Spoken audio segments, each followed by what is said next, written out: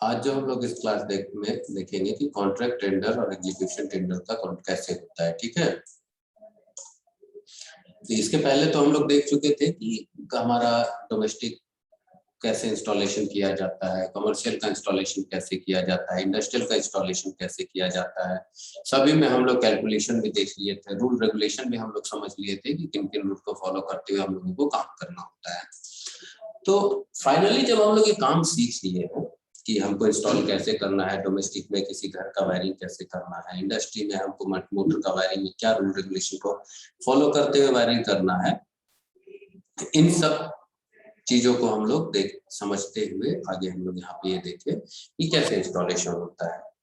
तो जब हम ये क्लास शुरू किए थे, याद होगा कि हम तुम लोगों को बोले थे कि डिप्लोमा में एक ये ऐसा सब्जेक्ट है, अगर हम इसको बढ़िया से करेंगे और हम लोग अगर बढ़िया से समझते हैं इसके हर पॉइंट को, हर रूल रेगुलेशन को, और थोड़ा सा हमारा वर्क एक्सपीरियंस हो जाए, प्रैक्टिस मतलब किसी के अंडर काम करते हुए, तो ये हम लोगों को सेल्फ एम्प्लॉयड बना सकता है। याद है ये लाइन या नहीं याद है? Yes sir. Yes sir. हम यही बोले थे कि ये हम लोगों को सेल्फ एम्प्लॉयड बनाने में मदद करता है, जो कि एक बहुत बड़ा चीज है आज के डेट में। सेल्फ एम्प्लॉयड कैसे हम बनेंगे? सेल्फ एम्प्लॉयड कहने का मतलब है कि हम लोग इसमें अपना काम स्टार्ट कर सकते हैं। अपना काम कहने का कि देखते हैं घर के आसपास आजकल वायरिंग का काम होता है, वायरिंग का काम होता है तो हर आदमी को मिस्त्री चाहिए, घर में फिर मेंटेनेंस का काम होगा, हर एक को चाहिए। और कोई भी काम हम लोग वैसे आदमी से कराना चाहते हैं जो कि भरोसेमंद हो, हमारा एक बार हम बुलाएं तो काम पे हमारे घर पे आके हमारा काम करके जाए। कोई भी आदमी नहीं चाहता है कि इस पे हम लोगों को डिले हो काम पे, है ना। और काम हमको अच्छा चाहिए। पैसा से पहले क्या होगा कि काम का क्वालिटी होना चाहिए। क्वालिटी क्या कहने का मतलब है कि वर्क एक्सपीरियंस हमारे पास होना चाहिए, तभी हमको कोई काम देगा। तो ये तो प्राइवेट होगा। प्राइवेट फॉर्म में जैसे मेरा घर है, हमको अगर वायरिंग कराना है तो हम कोई भी कॉन्ट्रैक्ट नहीं निकालेंगे, कोई टेंडर नहीं होगा, कुछ नहीं होगा। कॉन्ट्रैक्ट होगा, टेंडर हम नहीं निकालेंगे पेपर में या कहीं पे भी। हम क्या करेंगे, तो एक पार्टी को बुलाएंगे जिसको हम जानते हैं घर के अगल बगल, और उससे हम बात करेंगे। तो ये भी एक तरीके का कॉन्ट्रैक्ट है। तो होता क्या है कि यहाँ पे जब गवर्नमेंट का काम लेने जाओगे तो पेपर में देखते होगे बहुत सारा टेंडर नोटिस निकलता है। देखे हो नहीं देखे हो? देखें सर। टेंडर नोटिस में क्या रहता है कि क्या वर्क का नेचर, मतलब जॉब का नेचर होगा, किस तरीके का काम करना है। अगर हमको इलेक्ट्रिसिटी का काम करना है, या हमको कंस्ट्रक्शन का काम करना है, या लेबर सप्लाई का काम करना है, या वहां पे स्क्रैप मटेरियल बेचने का निकलता है। बहुत सारा तरीके का टेंडर, डिफरेंट टेंडर होता है, डिफरेंट डिपार्टमेंट से निकलता है। तो टेंडर जब निकलता है तो होता क्या है कि तो उसके बाद उस पे क्राइटेरिया लिखा रहता है कि हमको क्या कैसे लोग इस पे आ सकते हैं। अब इलेक्ट्रिसिटी का काम करना है तो क्या इसके लिए जो सीमेंट घर बनाने वाला कॉन्ट्रैक्टर है वो ऑथेंटिक होगा? क्या ऑथेंटिक करने का मतलब है कि क्या वो केपेबल होगा उस काम को सही ढंग से करने के लिए?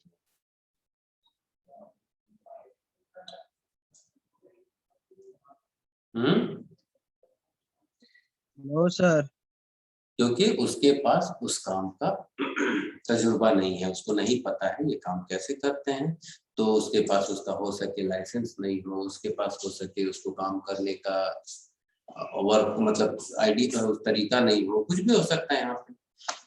तो सबसे पहले तो हमको यहाँ समझना होगा कि कॉन्ट्रैक्ट क्या होता है, टेंडर क्या होता है। कॉन्ट्रैक्ट, देखो कॉन्ट्रैक्ट एक रिटन डॉक्यूमेंट होता है। जब हम किसी काम को किसी से दे रहे हैं काम करने के बात कर रहे हैं, तो वहां हम दो पार्टियों के बीच में एक रिटन या बिना वर्बल या नॉन वर्बल या रिटन दोनों के बीच में एक एग्रीमेंट होता है। जैसे एक सिंपल सा देखो, मान लो घर पे हमको घास कटवाना, मेरे घर में छोटा सा गार्डन है, उसमें घास बढ़ गया है। हम किसको काम काज काटने का देंगे? इलेक्ट्रिशियन को?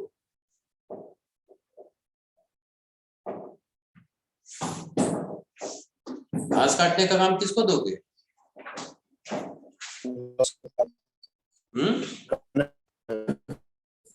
जो लेबर होता है, लेबर को हम बुलाएंगे। आप लेबर को बुलाओगे तो बात करने जाओगे तो लेबर तुमसे क्या पूछता है? सबसे पहला काम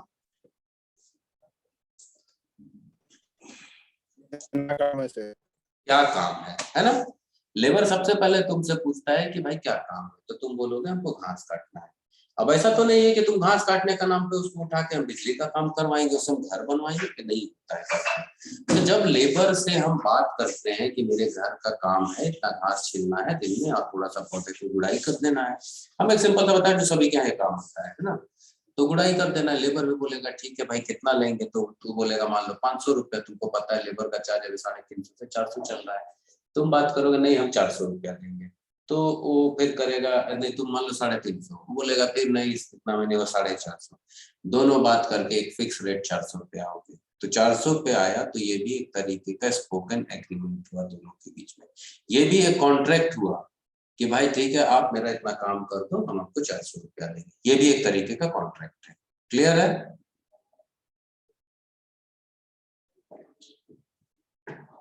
हाँ। Yes. अब तुम बोलोगे सर ये तो रिटर्न नहीं है, रिटर्न नहीं है तो हम इसको कैसे बोलेंगे लीगल कॉन्ट्रैक्ट हुआ। तो लीगल आज के डेट में अगर तुम लेबर से काम भी ले रहे हो तो लेबर लॉ के अनुसार एक मिनिमम वेजेस फिक्स है, अगर आप उससे कम में काम करा रहे हो तो उसका क्या बोलते हैं, उसका शोषण कर रहे हो, तो उसके अगेंस्ट भी अगर वो लेबर कंप्लेन करेगा ना तो तुम्हारे उस पे तुम लेबर एक्ट में तुम फंसोगे। तो उसलिए वहां पे भी जो होता है पैसा हमको देना है, चाहे वो स्पोकन कॉन्ट्रैक्ट हो रिटर्न कॉन्ट्रैक्ट हो, इस पे हमको पेमेंट करना है। समझ में आया कॉन्ट्रैक्ट का मतलब?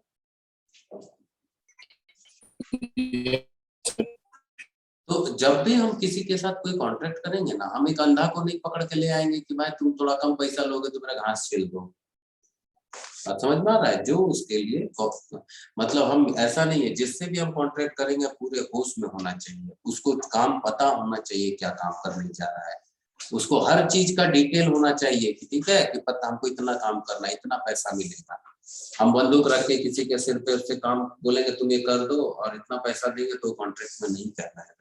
तो यहाँ कॉन्ट्रैक्ट हम क्या लिखे हैं, रिटन और spoken agreement specially one concerning employment sales that is intended to be enforceable by law. ठीक है, तो कोई भी स्पोकन या रिटन एग्रीमेंट होगा, ठीक है, और उसमें क्या होगा, चाहे वो काम के लिए होगा, सेल्स के लिए होगा, किसी तरीके का भी होगा, कोई भी काम हम उससे करवाएंगे तो वो हमेशा इंडियन लॉ के अनुसार ही होना चाहिए। अब हम बात करके उससे कोई इलीगल काम करवा रहे हैं तो कॉन्ट्रैक्ट का पार्ट नहीं होगा, कॉन्ट्रैक्ट वहां ऑटोमेटिक खत्म हो जाएगा लॉ के अनुसार। अगर तुम उसको गलत तरीके का चीज करा रहे हो ना, तो तुम लीगल कितना भी रिटर्न कॉन्ट्रैक्ट बना लो, कितना भी कुछ कर लो, फाइनली वो कॉन्ट्रैक्ट खत्म हो जाता है। तो contract is a legal binding agreement, मतलब कॉन्ट्रैक्ट तुम्हारा लॉ से जुड़ा हुआ एक एग्रीमेंट है that recognise and govern the rights and duties of the parties to the agreement.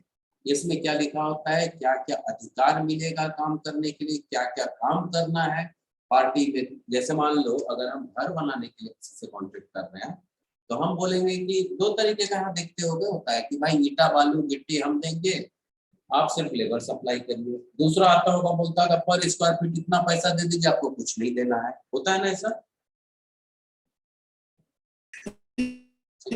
Yes, sir.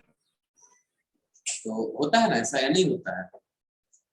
होता है सर। होता है। तो तुम अगर किसी कॉन्ट्रैक्टर से बात की हो कि भाई हम 2000 रुपए स्क्वायर फीट आपको देंगे, हम कुछ सामान नहीं देंगे, है ना, और बात कर लिए हो और उसके बाद उसको काम दे दिए, पेमेंट कर दिए, तो बाद में आदमी मुकर सकता है नहीं मुकर सकता है कि नहीं आप तो हमको ही नहीं बोले थे, कि आप तो बोले थे ईटा वाले सप्लाई देंगे 2000 पर स्क्वायर फीट, मेरा बना ही कॉस्ट होगा। होता है नहीं होता है ऐसा कभी कभी?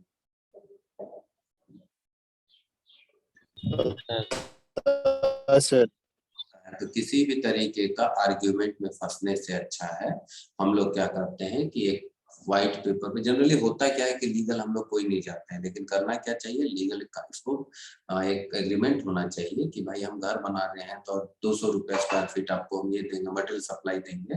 तो हम लोग जनरली एक पेपर में लिखते हैं, पेपर में लिखते हैं कि मैं अपना नाम लिखते हैं, यहाँ घर बना रहे हैं, घर बना रहे फलाना आदमी को काम करने के लिए दे रहे हैं, और हम 200 रुपया या 100 रुपया जो बात हो उस स्क्वायर फीट पे से काम करेंगे, ईटा बालू चिप्स गिट्टी रड छड़ सब मेरा रहेगा। हम इसके बाद ये दोनों एग्रीमेंट में दोनों साइन करते हैं और एक एक कॉपी दोनों अपने पास रखता है, ठीक है। और ये किसी के प्रोजेक्ट में हम लोग कर लेते हैं कि भाई तीसरा पार्टी है जो कि हमारा गवाही रहेगा, लेकिन लीगल है, चलो ये भी एक कॉन्ट्रैक्ट ही है दोनों के बीच में, ये दोनों का आपसी सहमति के साथ ये कॉन्ट्रैक्ट हुआ है, लेकिन अगर हमको लॉ के साथ चलना है तो हमको इसको कोर्ट के सामने या जो भी वकील है उसको पकड़ के इसको हमको रजिस्टर करना होगा। तो contract is a legal enforceable because it meets the requirement and approval of the law। तो जब तक देखो, अगर कभी भी हम कोई भी कॉन्ट्रैक्ट करने जाते हैं ना, तो उसमें क्या होता है, लॉ के अनुसार ही होना चाहिए, कि बाद में हम उससे गलत काम करवा लें और फिर बोले नहीं भाई तुम तो कॉन्ट्रैक्ट में था, हम तुमको जो काम बोलेंगे वो करेंगे और हम मर्डर करवा लिए। मर्डर किसी से करवाना कोई कॉन्ट्रैक्ट होता है? No sir. हम तुमको रख लेंगे, बोलेंगे 50,000 देंगे और बोलेंगे फलाना के घर में जाओ चोरी करो, फलाना के घर में तुम चोरी करो। होता है ऐसा कॉन्ट्रैक्ट? No sir. अगर हम कॉन्ट्रैक्ट करा भी लेंगे ना तो कोर्ट के खारिज हो जाएगा, जो कॉन्ट्रैक्ट कराएगा उसके अगेंस्ट केस चलेगा। ठीक है, तो हमेशा कोई भी कॉन्ट्रैक्ट होना चाहिए इंडियन गवर्नमेंट के जो लॉ है, रूल रेगुलेशन, उसको फॉलो करते हुए होना चाहिए। इसमें क्या हो सकता है, एक्सचेंज ऑफ गुड्स, गुड्स मतलब सामान का आदान प्रदान, कोई सर्विस हो सकता है, मनी ट्रांसफर हो सकता है, या प्रॉमिस हो सकता है किसी भी तरीके का, लेकिन प्रॉमिस भी उल्टा सीधा नहीं होना चाहिए। समझ में आया? तो जो इंडियन कॉन्ट्रैक्ट एक्ट है वो 1872 डिफाइन करता है कॉन्ट्रैक्ट को अंडर इट सेक्शन 2H। ठीक है, जो कॉन्ट्रैक्ट वर्ड है, इंडियन कॉन्ट्रैक्ट एक्ट 1872 डिफाइन करता है कॉन्ट्रैक्ट को, an agreement enforceable by law. ठीक है, ये जो हम लिखे हैं ना, ये सेक्शन 2H में आता है कि वो क्या बोलता है, कॉन्ट्रैक्ट गवर्नमेंट जो हमारा इंडियन कॉन्स्टिट्यूशन है या लॉ है, वो कैसे डिफाइन कर रहा है कॉन्ट्रैक्ट को, तो an agreement enforceable by law. कोई भी एग्रीमेंट होगा वो इंडियन लॉ के अनुसार होगा, तभी वो कॉन्ट्रैक्ट कहलाएगा, नहीं तो नहीं कहलाएगा। समझ में आया बात? Yes sir. अगर वो लॉ के अनुसार नहीं है तो कोई कॉन्ट्रैक्ट नहीं कहलाएगा। ठीक है, और एक चीज देखो, कॉन्ट्रैक्ट जो है ना, उसमें एक दो चीज होना चाहिए, एक पार्टी होना चाहिए जो कि काम को ऑफर करेगा, एक वहां पे सेकंड होगा जो एक्सेप्टेंस करेगा, एक्सेप्ट करेगा, है ना। मतलब यहाँ पे क्या होना चाहिए, एक जैसे मान लो मार्केट में जाते हैं कुछ खरीदने, तो वहाँ बायर होना चाहिए और सेलर होना चाहिए, सेलर होगा तभी हम बाय खरीदेंगे। तो कॉन्ट्रैक्ट भी होगा कि एक आदमी ऑफर करेगा, दूसरा एक्सेप्ट करेगा अपने कंसेंट से, बिना किसी दबाव में, बिना किसी जोर जबरदस्ती में, होशो हवास में। ये नहीं कि दारू का नशा में है और हम उससे कोई भी कॉन्ट्रैक्ट करवा लिया, बाद में उससे हम दारू का नशा में है, होश में नहीं, हम रात को लिखवा लिए उससे कि बाबू तुम 2 रुपया स्क्वायर फीट में मेरा घर का काम ढलाई करोगे, और सुबह हम उसका कॉलर पकड़ दे कि नहीं तुम तो साइन किया, तुमको करना पड़ेगा। तो वो सब चीज यहाँ नहीं चलेगा, है ना।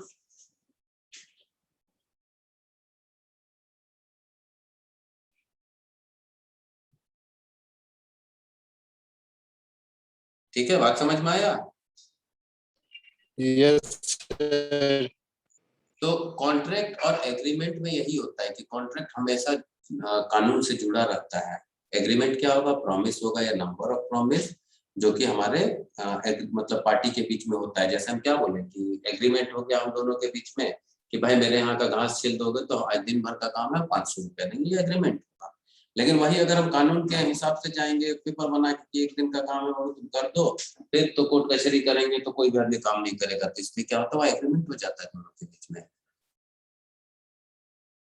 कॉन्ट्रैक्ट हमेशा तुम्हारा लीगली इन्फोर्सेबल होगा, लेकिन जो हमारा एग्रीमेंट है वो सोशल एक्सेप्टेंस होता है, उसमें जरूरी नहीं है कि कानून से हम बंध के काम करें।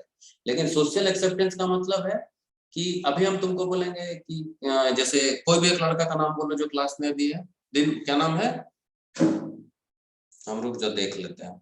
हम भी बोलते हैं कि चंद्रमणि, चंद्रमणि हमको एक तो लेबर चाहिए बाबू, आज कितना पैसा लगेगा, क्या बोलोगे? 400 सर एक दिन का। 400 लगेगा एक लेबर का सर। क्यों 4 लगेगा, से वही तो 500 जानना चाह रहे, क्यों लगेगा 400 रुपये? 100 रुपया मिला दो हमको, दिन भर का काम है।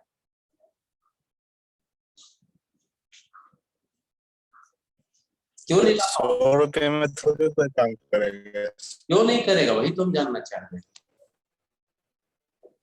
क्योंकि मार्केट में 100 रुपया नहीं चल रहा है सर, 400 का रेट चल रहा है, इस वजह से 400 या 500, देखो 400 या 500 रेट चल रहा है, बस यही हम जानना चाह रहे थे कि हम यहाँ बोले 100 रुपया में, तो सोशल एक्सेप्टेंस ही नहीं तुम बोलोगे। मतलब अगर मान लो तुम्हारे मोहल्ला में हम भी रहते हैं, हम किसी आदमी को ले आए, काम बोले कर दो, वो 100 रुपया देंगे, वो हल्ला करेगा नहीं करेगा?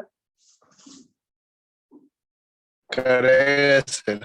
करेगा तो तुम हल्ला सुन के आओगे कि नहीं? मेरे घर मतलब जो हल्ला हो रहा है मेरा पड़ोसी हो, आओगे कि नहीं? आएंगे सर। आते साथ उस आदमी को पिटना शुरू करोगे या मैटर समझोगे? सर पहले मैटर समझेंगे। मैटर समझेंगे। वो क्या बताएगा लेबर की, देखिए भैया दिन भर काम किया 100 रुपया दे रहा है, तुम क्या करोगे उस समय?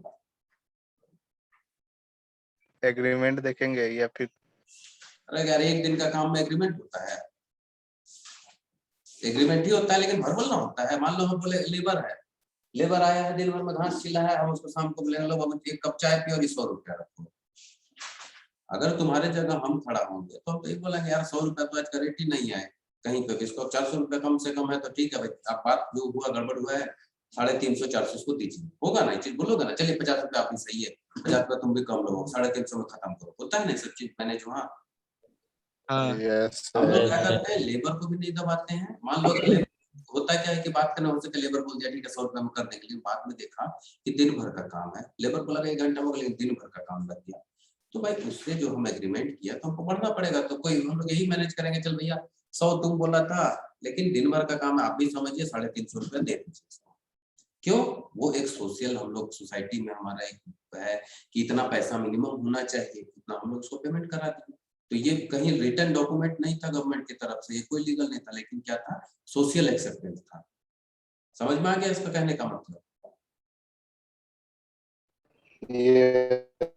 सर अगर हम कॉन्ट्रैक्ट में किसी को लेके काम कराते हैं तो उसके लिए हमारा लीगल ऑब्लिगेशन होता है कि अगर उसको कुछ हो जाएगा या उसको हमको पीएफ काटना है, उसको ईएसआई देना है, तो ये सब देना पड़ेगा। लेकिन एग्रीमेंट में इस तरीके का चीज जरूरत नहीं होता है। एक दिन छोटा एग्रीमेंट बहुत छोटा चीज होता है, 1 दिन 2 दिन 10 दिन वैसा होता है, तो हमको उसको एग्रीमेंट में उस तरीके का कोई भी लीगल ऑब्लिगेशन नहीं होता है। ठीक है? हर एक जो तुम्हारा कॉन्ट्रैक्ट है वो एग्रीमेंट कहलाएगा।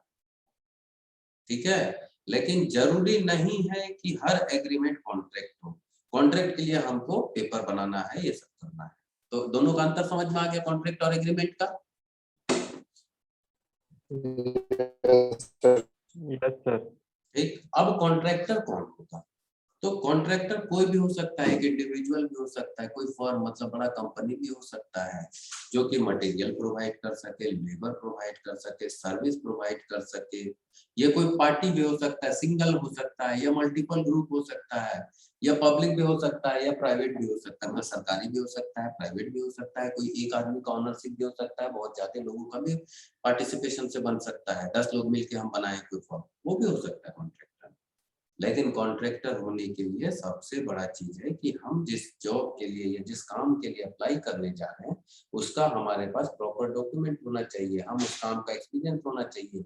हम अभी पहली क्लास में बोले कि इलेक्ट्रिसिटी का काम हम कंक्रीट वालों से नहीं करा सकते, रोड बनाने वालों को हम नहीं बोल सकते कि भाई तुम घर बनाओ, घर बनाने वालों को हम नहीं बोल सकते ट्रांसमिशन लाइन बिछाओ। अगर हम ये कॉन्ट्रैक्ट कर भी लिया ना सस्ता में तो वो लीगल ऑटोमेटिक वो खत्म हो जाता है कॉन्ट्रैक्ट। समझ में आ गया? Yes sir. तो इसलिए कभी भी किसी से भी इस तरीके का चीज कॉन्ट्रैक्ट काम कराना है तो सस्ते के चक्कर में सब नहीं करना है, करोगे तो उल्टा फंसोगे। टेंडर क्या होता है? देखो अभी क्या क्या हम लोग सीख लिए, हम लोग सीख लिए कॉन्ट्रैक्ट क्या होता है, एग्रीमेंट क्या होता है, कॉन्ट्रैक्टर क्या होता है, ये सब बढ़िया से हम लोग समझ गए ना?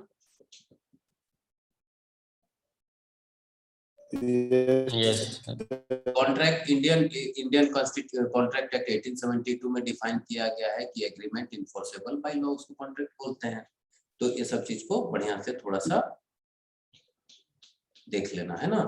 अब हमारा देखो टेंडर क्या होता है। जो टेंडर होता है, इनवाइट किया जाता है किसी भी बीट प्रोजेक्ट के लिए। बीट करने का मतलब है कि हम बहुत सारे जैसे पेपर में हम निकालते हैं कि हमको तो मान लो बहुत बड़ा है मेरा सरकारी काम है, तो उसमें देखते हो निकलता है कि मटेरियल सप्लाई का कॉन्ट्रैक्ट है, या तुम्हारा कंस्ट्रक्शन का कॉन्ट्रैक्ट है, या तुम्हारा स्क्रैप मटेरियल सेल का कॉन्ट्रैक्ट टेंडर है।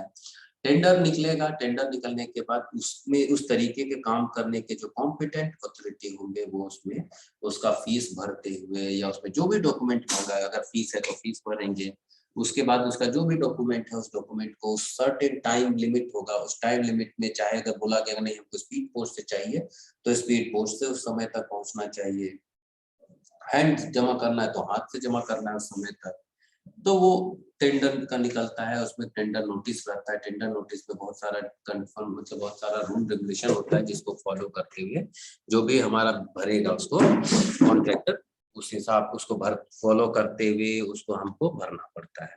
ठीक है, तो टेंडर नोटिस देखोगे बहुत सारा पेपर अभी उठाओगे, आज का ही पेपर उठाना सभी के लिए है असाइनमेंट कि आज पेपर खोलोगे तो देखना उसमें कितना तरीके का टेंडर नोटिस मिलता है तुमको। ठीक है, यस सर। तो टेंडर में पूरा डिटेल लिखा रहेगा कि तुम्हारा टेंडर में क्या जॉब है, किस तरीके का काम करना है, टाइम लिमिट है, किस तरीके मतलब उसको कितना पैसा है, वो सब कुछ वहाँ पे डिटेल रहता है। ठीक है, तो टेंडर प्रोसेस हम यही चीज अभी तुमको बताएं कि टेंडर में जो होगा रिस्पॉन्स जितना दिन है उसके अंदर भरना पड़ता है, भरने के बाद वो क्या होता है तुम्हारे जैसे मान लो लास्ट डेट होगा उसके बाद जो तुम टेंडर भरोगे कोटेशन भरोगे, टेंडर के हिसाब से तुम कोटेशन भरोगे। ठीक है, तुम अपना प्राइस दोगे उसको कि हाँ ये काम इस प्राइस में करेंगे, तो वहां पे फिर दो तरीके का होता है, एक टेक्निकल सेक्शन होता है और एक और तुम्हारा टेक्निकल के साथ और एक तुम्हारा फाइनेंस जो बाकी क्राइटेरिया देखे उसका एग्जैक्ट नाम को याद नहीं आ रहा, बताएंगे आगे। तो पहले तुम्हारा जो क्राइटेरिया देखा जाता है कि मान लो लिख देगा 5 साल का एक्सपीरियंस है, बहुत लोग भरेंगे जिनका 5 साल का एक्सपीरियंस नहीं है तो वो छट जाएंगे।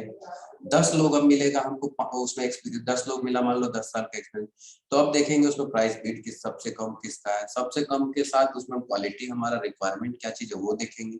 टेक्निकल अप्रूवल मिलेगा कि हाँ भाई हमारा जो काम करने जा रहा है एज पर हमारे रिक्वायरमेंट में हो रहा है, जो लोग उसमें कम फिट बैठेंगे हम उनको फिर रखेंगे, और फाइनली जो लोएस्ट प्राइस में हमारा काम सही ढंग से करेगा उस मतलब सही जो हमारे रूल रेगुलेशन में फिट बैठेगा हम उसको ये काम देंगे। इसके बाद उसको वर्क ऑर्डर मिलेगा और फिर वो काम स्टार्ट करेगा। ठीक है, तो एक ये नॉर्मल वे में मतलब एक ओवरव्यू हम बता दें क्या होता है।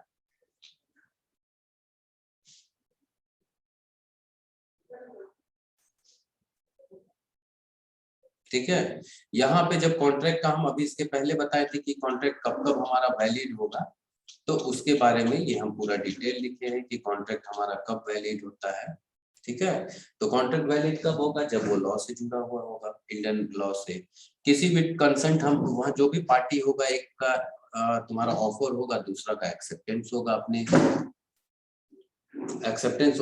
कंसेंट से, बिना किसी फोर्स से, बिना किसी तरीके से मतलब किसी तरीके का जो भी हम उससे काम करवाएंगे वो लीगल काम होगा, किसी भी तरीके का वहां पे गलत तरीके का चीज नहीं होगा। ठीक है, तो जैसे कि हम इसको अगर पढ़ के भी समझा दे, a contract that is not a valid contract will have many problems for the parties involve. अगर जो मान लो कॉन्ट्रैक्ट अगर वैलिड नहीं होता है तो बहुत तरीके का प्रॉब्लम दोनों पार्टियों को झेलना पड़ सकता है। For this reason we must be fully aware of the various element of a valid contract. तो हमको क्या है, कॉन्ट्रैक्ट को कभी भी बनाने के पहले दोनों पार्टी को अवेयर होना होता है। कोर्ट में जाओगे तो ऐसा नहीं है कि हम किसी को ऑफर किए और वो एक्सेप्ट कर लिया। ठीक है, समझते हो पार्टी जो हम उसको उल्टा सीधा कॉन्ट्रैक्ट बनाए हुआ एक्सेप्ट कर लिया, तो आप एक्सेप्ट किए हैं तो कहीं ना कहीं आपकी मंशा गलत थी, देने वाला भी फंसेगा और लेने वाला भी फंसेगा। ऐसा नहीं है कि कॉन्ट्रैक्ट में सिर्फ देने कॉन्ट्रैक्ट करने वाला ही फंसेगा, आपने लिया समझते हुए उस चीज को भी आपको जस्टिफाई करना है। हाँ, अगर मानसिक रूप से विकृत है, बीमार है, तो वो सब अलग चीज होता है, तो उसमें देने वाला के लिए ज्यादा जवाबदेही होगी। लेकिन आदमी अगर ठीक है, सब कुछ समझते हुए कर रहा है, तो दोनों पार्टी के लिए दिक्कत होगा। तो the Indian contract act 1872 itself defines a list of essential of a contract either directly or through interpretation through various judgment of the Indian judiciary। ठीक है, कि जो 1872 एक्ट है वो अपने डिफाइन करता है क्या क्या रूल रेगुलेशन को हमको फॉलो करता है।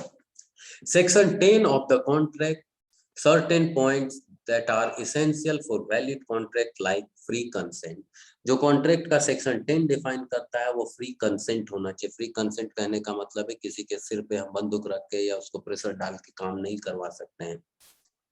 Competency of the parties. अब एक साइकिल चलाने, एक रिक्शा चलाने वाला को हम बोलेंगे कि भाई तुम मेरा ट्रांसपोर्ट का ड्राइवर बन जाओ, और आदमी चलाना ही नहीं जानता है, हम उससे एक बार साइन करवा लिया, अब उसको गर्दन पकड़ेंगे कि नहीं भैया तुमको तो करना पड़ेगा, तुम साइन काहे किए हो, वो भी नहीं कहलाएगा। Lawful consideration, ETC। Lawful consideration का मतलब है कि कोई काम होना होगा तो इंडियन लॉ के अनुसार होना चाहिए, कोई उसके बाहर का काम हमको नहीं कर सकते हैं। पहला पॉइंट क्या लिखे हैं, 2 parties। A valid contract must involve at least 2 parties identified by the contract. One of these parties will make the proposal and other party that shall eventually accept it। मतलब कोई भी कॉन्ट्रैक्ट के लिए minimum 2 party होना चाहिए, जो हम पहले भी बताएं, एक प्रपोजल देगा, दूसरा एक्सेप्ट करेगा। Both the parties must have either what is known as legal existence। ठीक है, दोनों पार्टी को जो भी है लीगल एग्जिस्टेंस, यहाँ पे लीगली काम करना है, चाहे वो कंपनी हो, स्कूल हो, ऑर्गेनाइजेशन हो, सभी कुछ वहां क्लियर उसको बताना होगा। समझ में आया, इसमें कोई दिक्कत है?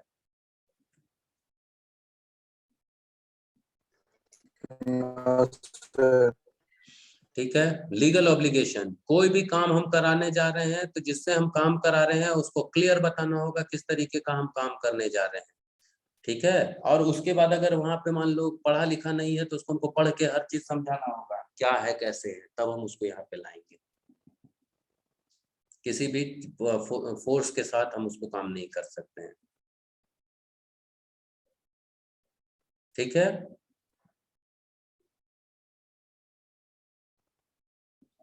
फ्री कंसेंट का मतलब समझ में आ गया?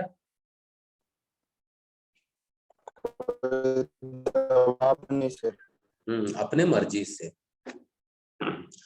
परफॉर्मेंस ऑफ एन अग्रीमेंट, अगर मान लो 2% डिसाइड करता है कोई अग्रीमेंट, ठीक है,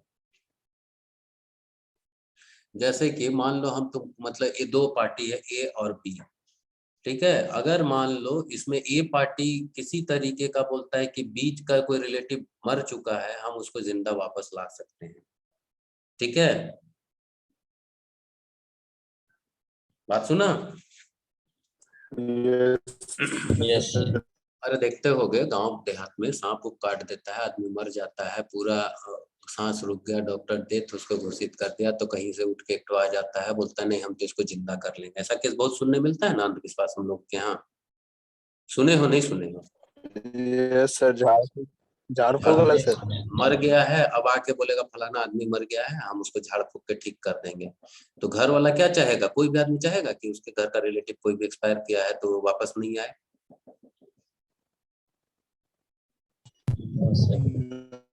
सर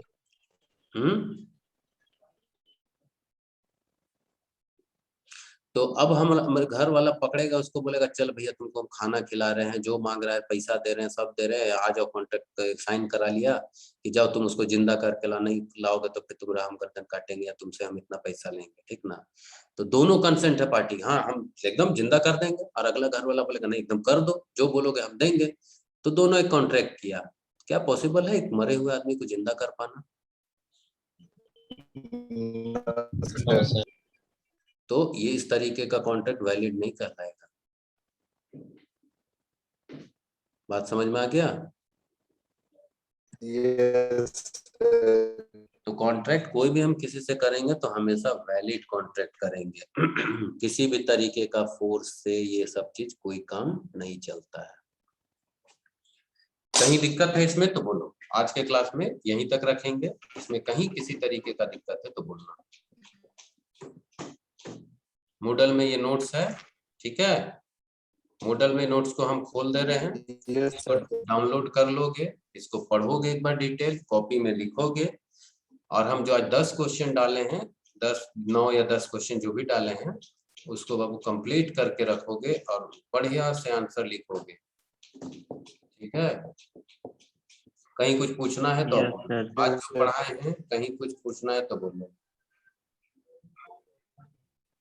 नो सर। समझ में आ रहा है मेरे सब्जेक्ट में? Yes sir. तो किसी से इस तरीके का कॉन्ट्रैक्ट करना है कि भाई उसको जिंदा कर रहे हैं या उसको चोरी करने के लिए हम हायर कर रहे हैं? नहीं सर। नहीं करेंगे तो अब से ये बात सोच लेना कि 2 पैसा बचाने के लिए कोई लेबर से अगर कम में कर रहे हो तो कॉन्ट्रैक्ट नहीं आएगा, और अगर उसमें कंप्लेन होगा तो तुम भी फंसोगे।